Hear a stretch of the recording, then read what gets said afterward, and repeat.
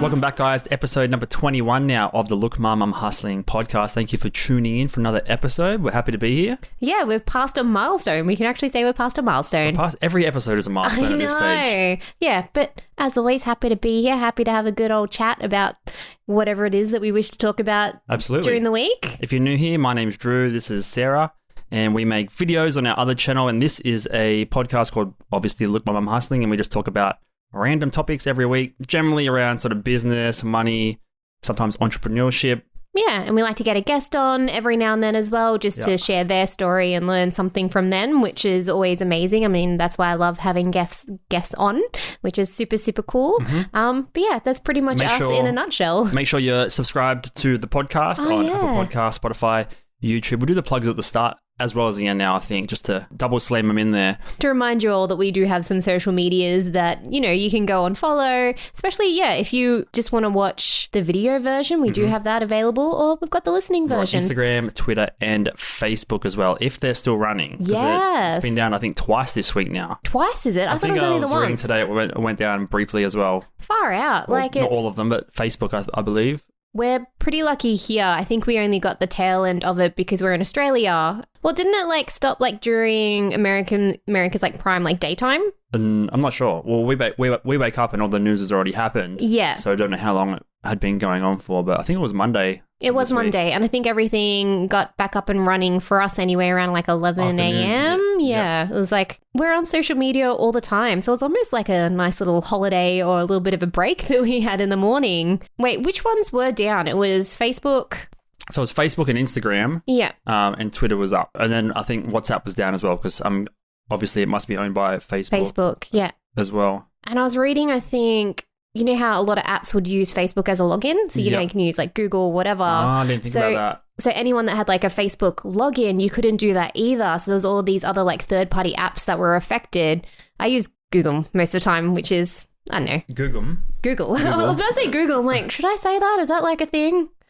Use what? Privacy. I don't know. I was just I'm pretty sure everybody in the world uses Google. Well, people use Google and Facebook, and then some people will just sign up as an email. Do you ever do that email option? Oh, you're talking about logging in. Fair enough. I mix it up. Just to be safe, yeah. Keep everybody on their toes? Yep. All those future hackers? I try to.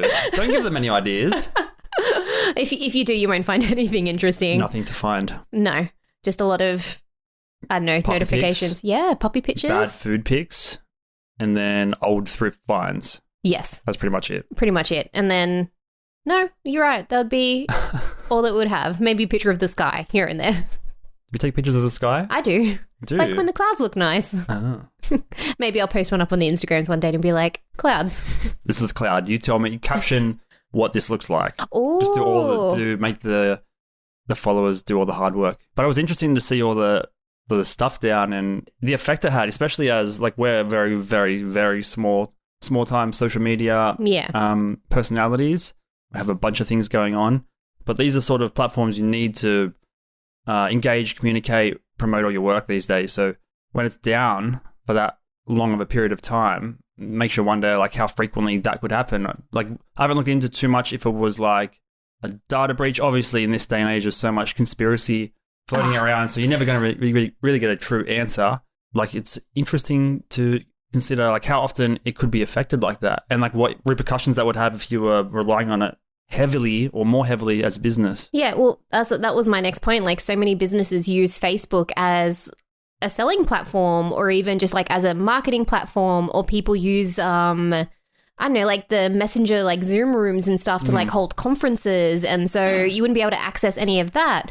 And then apparently people that actually worked for Facebook were even we had nothing to do because they couldn't get onto the server to fix the issue. They must have their own Facebook intranet. Oh, no, that'd have to be. All companies have their own intranet. Remember the school intranets back in the day? All I remember is Britannica. Fair enough. Yeah, just the encyclopedia.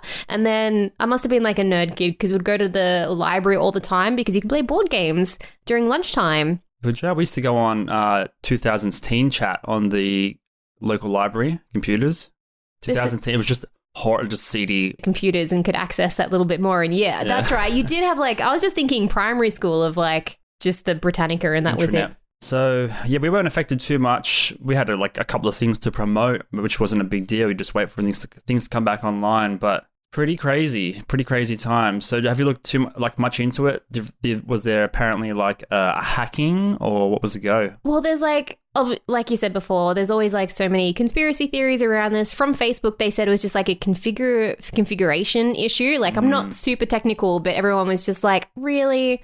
An issue or like an update? Because if there's like an issue that can't be resolved in like 6 to 12 hours, which it took, it was down for a while. Yeah, it was, I think they said it was like close to or over 24 hours. Oh, like how long it was down for, which is like a really, really long time. It's the internet. Everything is definitely not server maintenance. Well, that's what they were saying. They were like, because it was offline, but they needed to get online to fix the issue. So they had to figure out to somehow to get online. That was my general understanding of the issue they had. But there was also like all these convenient things that happened either like the day before or during while you couldn't actually access the information. Like what? Tell us. Hit us with the conspiracy files. Well, like one of the ones that I sort of like was interesting was there was a whistleblower on like 60 Minutes. Mm-hmm. Did you American or you? American, Australian, like American. 60 Minutes. Yeah. Do you know this one? No. So she was an employee for Facebook. Is it confirmed? Yeah. Is she on LinkedIn? I think so. Okay. She was at a Senate meeting. That means it's official, right? I'm not too familiar with the Americas. the protocol to get into Senate to state your case. Sure, yeah. No, but she was like giving evidence, I think it was. So she leaked documents a while back about a study that they did with Instagram saying that it negatively affects and it like promotes toxic behavior with young teens, and they hid it. So that's pretty common knowledge, but yeah. Yeah, but it's like obviously with the internet and all that, not internet, sorry, but obviously with, we just learned from history with like, magazines and, negative body language and stuff, but like they actually did a study, but they didn't release that study and they should have. Okay. Yeah. And then so she leaked the papers. This is an internal Facebook or Facebook Instagram study. Yeah. Yeah. So that was what they did. Yes. This is like one of their own internal studies, but they didn't release that They didn't release it, and people think they should have when the documents got leaked because, everybody has young children and like, what if it's my child and it leads to all these bad things? So then what they did was, or like one of the convenient things is they took Facebook online to like sweep the data. Okay. Sweeping the data makes sense. Yeah. I'm going to play devil's advocate here. There's surely other studies out that are just saying it's not great for kids and teens. Yeah. Like, it's not like it's the one and only study that's going to break the camel's back in terms of, is it a good thing or a bad thing? No, definitely not. And like these platforms, they're going to be around for so much longer. They hold like primary real estate. And I think there was another thing is like, well, we don't release studies of like when it promotes or does well. But I think it's just because it's to do with children. Yeah. Yeah. And then, mothers out there, fathers, all those kind of parental beings. It's hard enough to like navigate social media as an adult. And you get to choose everything you do, and for the most part get to sort of choose what you want to see. Obviously you get shown random things from time to time that are NSFW, but as a kid, like, you just get shown like crazy amounts of random things that you couldn't even imagine. So I don't know how they would deal with it, or even to be a parent, and like, how would you even teach a kid? Do they teach this stuff in school, like social media etiquette, like not everything is as perfect as it is online as it is in real life, sort of thing? They would have to. I know it'd be different from country to country because everybody has like their own laws. I know in Australia they really like honed down on it a couple of years ago with online bullying. So I'm assuming now in school they have, probably a Healthy Harold style social media person that would come through and, just talk about, online bullying and, what you need to do. So instead of Happy Harold, what would it be called? Like Social Media Sam or something? Or like Toxic Terry? Toxic Terry. Yeah. Wouldn't it want to be Non-Toxic Terry? Non-toxic Nate. Non-toxic Nate. What class in school would you, if you were like principal or like head of Department of Education, what class would you cut in order to add a social media 101 curriculum? Can math be? No, I'm joking. You make the cut. You make the call. No, like kids need to know a little bit of math. Well, like I'm asking, like, what do you think is useless if replaced? I'm a little bit out of touch, but I just remember the math that you learn in school isn't the math that you need in real life. So You know, you're going to eliminate math completely. Yeah. No, that's probably a bad idea. I don't know what kids study now. I don't know, maybe instead of like actual, people would have an IT course. It would happen during the IT course. Okay, that's fair. Yeah, but smart. Coding is so like important now. You can't that means taking time away from the girls that are going to become coders. No, but it'd be like a once every 3 or 6 months, however often how Healthy Harold would come through to your school, that's when Toxic Terry or Non-Toxic Terry would come through and teach you about it. The pace of change in terms of technology and the internet every 3 months is not enough. There's a new app out every 3 months. You're going to have to okay, this 3 month period, we're learning about how to not fall victim to TikTok. I don't know. Maybe they'll have that one person that does come through every now and then they'll release a newsletter that people would be updated on, or teachers will, follow up with their kids. It's just Zoom Toxic Terry now. It's just Zoomified. Because no one does newsletters or anything. It'd just be Zoom. Yeah. Just a YouTube channel. But then if it's offline, then what do? They'll have to get old school paper and write it down. Never-ending cycle. We'll just end up with puppets again. That's not what you want, man. Is Happy Harold still around?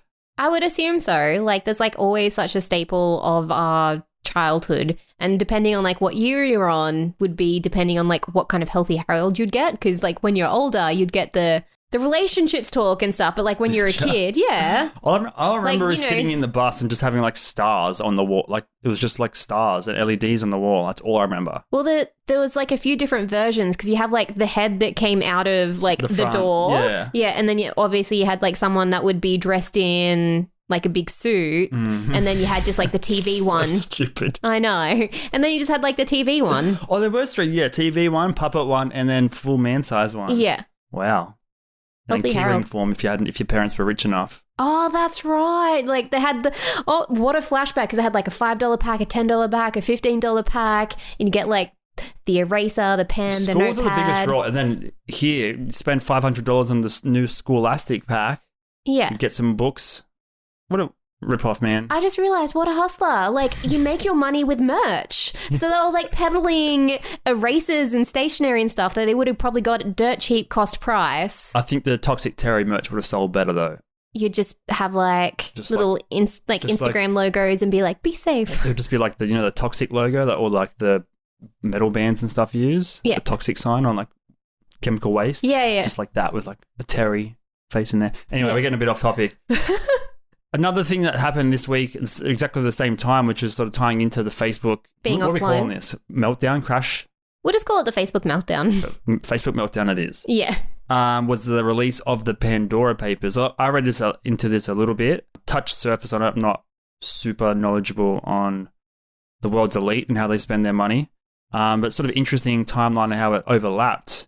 So Pandora Papers basically, I think it's 100 and something journalists from around the world, this big deep dive on the wealthy and the famous. Where they're storing their money offshore, overseas, in different assets and stuff, but how it's sort of tied up and covered in layers of shell companies, so you can't actually trace who owns the asset. So it's basically just really, really wealthy oil crooks or tycoons from overseas buying up real estate here, overseas. And there's sort of conspiracy that it tied in, and that's why all the internet, well, a lot of social media went down at the time to sort of cover up further spread of that news. Why am I not surprised that it's the wealthy and the famous and and offshore? Is it so cliche? Is it illegal it's to save taxes, essentially? Yeah.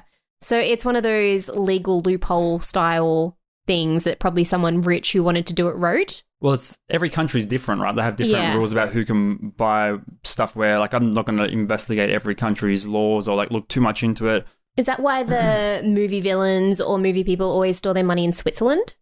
Basically the same concept, right, yeah. Okay. A lot of them, store money in, is it Fiji or Vanuatu? Or something like that. They just have heaps different tax laws, and they can run businesses there with, no tax and stuff. Right. I'm not, obviously... Again, we're not financial people, illiterate by any means, but a lot of I think the Sydney Hilton Hotel was bought for $400-something million by some super rich person or political person overseas. But it's the way that it's bought that you can't actually trace it back to who owns it. So there's always been like people scared that like rich Chinese aristocrats, I don't even know what the fuck to call them, to be honest. Yeah. Buy property here and then obviously it prices out other people, Australians, from getting in the market. Not in every case, but it's happening a lot, and there's been a big expose on all the documents are released, basically. Not really conspiracy files, theories, all the files and documentations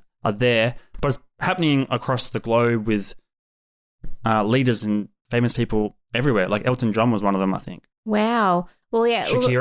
Shakira, her lips do lie to taxes. And like, I don't know if they're aware of like what they're doing or if there's people handing them money. Like, you don't know. No. But like, the problem is a lot of them are just like super like rich oil tycoons, and they've got billions of dollars already, and then they buy huge farmlands in like Tasmania and stuff. And then like locals don't actually know who owns it.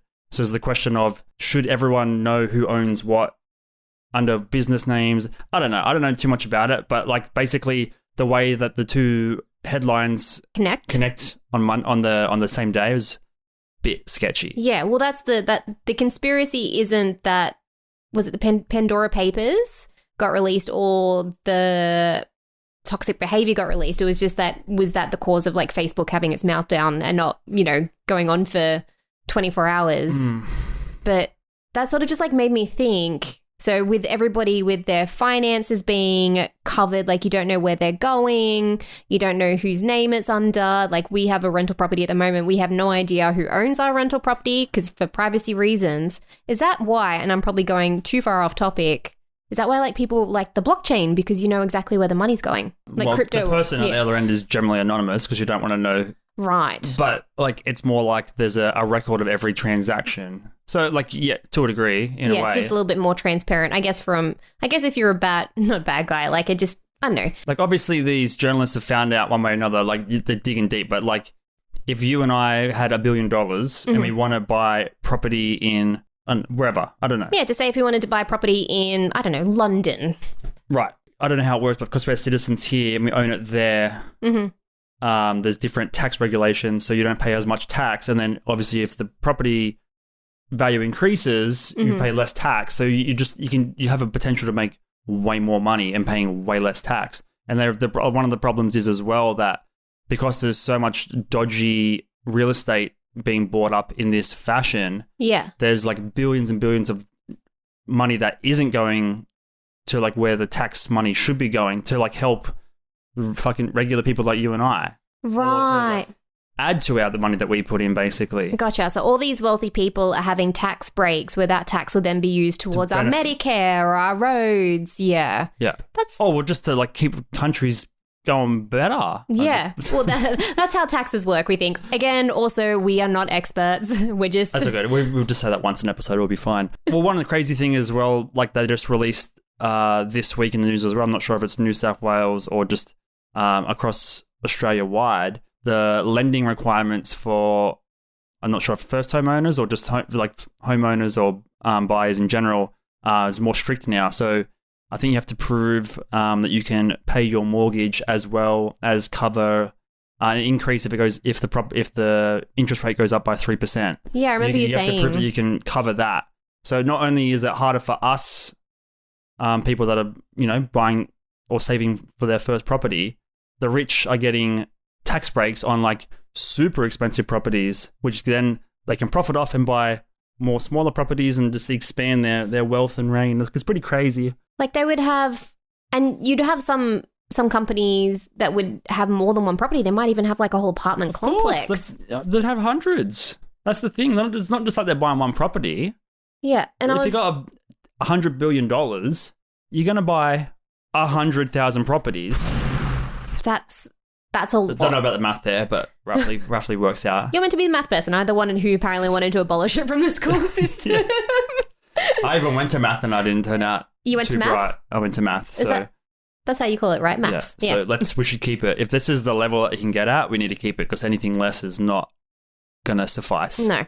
And I was reading with the Pandora. There was another one like 5 years ago called the Panama Papers, a very similar concept. So I wonder if the next 5 years we're going to get another paper with, again, all the rich and wealthy having all these tax breaks. Australia is one of the worst countries in terms of the laws that require companies or the transactions to show who owns it. Like, we're one of the worst countries, and the government's always reckon they're going to change it, but there's no actual policy in place to like get it happening. You know, they obviously, when an election comes up, they want to put new policies in place to get votes and stuff. There's no active policy that I'm aware of, and even Labor, the opposition, don't have anything in place as well. So it probably won't change anytime soon. No, you know what? I don't see it changing anytime soon, mainly because like Australia thrives on its international connections and its trade and its relationships, because and this is probably me being devil advocate, we're on the other side of the world compared to all the powerful people, if you think about it. It's a perfect place to store your money. Perfect place to store your money then. That's why they do that. That's why they come here. Yeah, but because we're so far away from everybody, that's why Australia needs to have those relationships, because if something ever happens to our country, we can pull on those relationships. Trade relationships. I don't think that really ties in. It's more just like they're buying up assets and aren't paying the taxes on them. All these backdoor handshakes that are happening. Yeah. And yeah, again, probably conspiracy, but there'd be a lot of that offshore money going towards politics, right? I mean, probably. But it's crazy to think about. Like, it all comes down, like the whole episode comes down to like inequality between like information and power and money and everything. So it makes you think what we would do if like Facebook went down permanently, or Twitter, and we actually didn't have any source of news to get any of this info, right? Like, all we would have to rely on is like the normal nightly news, and we all know that all they do is serve people that pay for their ads and stuff. They're just basically, you know, trying to make money as well. They don't really have our best intentions in mind. So like, what would you do? Yeah, well, news is sketchy at the best of times, like they're just there for the ratings. But do you remember when the Australian news got taken off Facebook for a while? So like ABC News couldn't be on there because like Australia was saying you have to charge, or they wanted to charge to promote news or for the rights of news. So I think that was like step one to get the news elsewhere. So that's why I think Australia, it wasn't as shocking for Australia, because like they had that while of like we can't use Facebook for a little bit, because most people did get their news and all their source of upcoming info from Facebook. Well, I know that's what I did anyway, personally. So I just went to like the actual apps, because a lot of these news places are making their own apps now that you can just go on. Well, the thing is, like, I don't know who owns who, but I'm pretty sure like the main 5 to 10 newspapers and news networks are all owned by the same dude anyway, right? And all have the Murdoch, same, all have the same political agenda, like leaning, yeah. So like where do you go? Mainly ABC News is like an SBS News and stuff. Pretty sure like they're essentially under the same wing. It's just a matter of like how close to the center they are. Like it's. Yeah, that's a very good call. Like with media and with news, I always do take it with a bit of grain of salt anyway. Where do you get yours from then, if not Facebook? I don't really, since this lockdown stuff, I've given up completely on watching normal free-to-air TV. I only really watch the news on there for like just the main stories. I was never really going to take it fully to heart. Everything's with a grain of salt, like you said. Yeah, but it's more just an understanding of what has happened in the world, not why it's happened, which is like something I don't touch on. Again, they're just trying to get people to watch through their ads and then watch into the block or whatever else the hell is on TV. But a lot of it is Twitter. But then again, a lot of that is opinion pieces, unless it's someone with a blue check mark that is sharing higher quality articles. So it really depends on not really the platform, but the source of the information. Same as like a TV presenter or a podcaster, or it's the person or the personality that you would trust and the news that they're giving out, rather than just same as running a business, whatever. You bet on the jockey. Yeah, that is actually a fair call, because seeing someone as themselves and trying to be themselves a little bit more trustworthy than a company, you know, like you have a board of people and like you have all these conflicting opinions. Obviously, how do you have like 5 people agree on the same thing? Like it doesn't happen. So it's a majority rule. Yeah. Which means there's a minority that aren't being heard, right? 100%. And that's what news is, right? It's all one agenda's opinion, and like this is what they want to push. So yeah, like I said, I always take my news with like a grain of salt most of the time. or I'd look at a few different websites. So I wouldn't, if I see like an article, I'm like, oh, what's this? I'll go on a few different website platforms. 8chan? Yeah. No. We just watched this QAnon documentary about 8chan and that whole world. So that's an interesting topic on its own and sort of ties in here in terms of where do you get information, what would happen if your source of information got taken away from you. Like Reddit. So many people use Reddit for a source of information as well. When is it fact and when is it an opinion? We'll leave it there for today. You can answer that question yourself. Yeah. Hopefully you like this one. Staying up to date with the current affairs, which is always good. We try. when we have time, we do look at the news and see what's going on at the world. Try to avoid that 11 a.m. time slot because that's like ingrained in like New South Wales. Like it's 11 a.m. is when the news is going to happen. So, but it's Saturday here, and apparently we're out of lockdown in 2 days. So maybe the next chat we can talk about life after lockdown. Life after lockdown. Yeah. No. Actually, no. Our next chat's going to be about the book. The book. Okay. Yes. Well, we mentioned that. We've mentioned the book twice now, so it has to be the next episode. Now we're fully accountable for that. So next episode is going to be our chat and review for our book club. Mm-hmm. What's it called? My Mind on Plants. My Mind on Plants by Michael Pollan. Yeah. All right, wrap it up there. See you guys next time for Look Mum, I'm Hustling episode. It'll be 22 then. Yeah, 22. Thank you for watching. Nobody likes you when you're 22. Oh, why? 23. Is that 22? A song lyric? 23. I don't know what he's talking about. 22 is the Taylor Swift song. Right. I'm getting Taylor Swift and Blink He's getting sidetracked. Thank you for listening. Don't forget to follow us on all the social medias on Look Mum Hustling on the YouTubes and Instagrams. We also have a secondary account. It's Drew and Sarah if you want to follow us on that one. Thank you for listening. And as always, we'll see you next time. See ya. Bye. Bye now.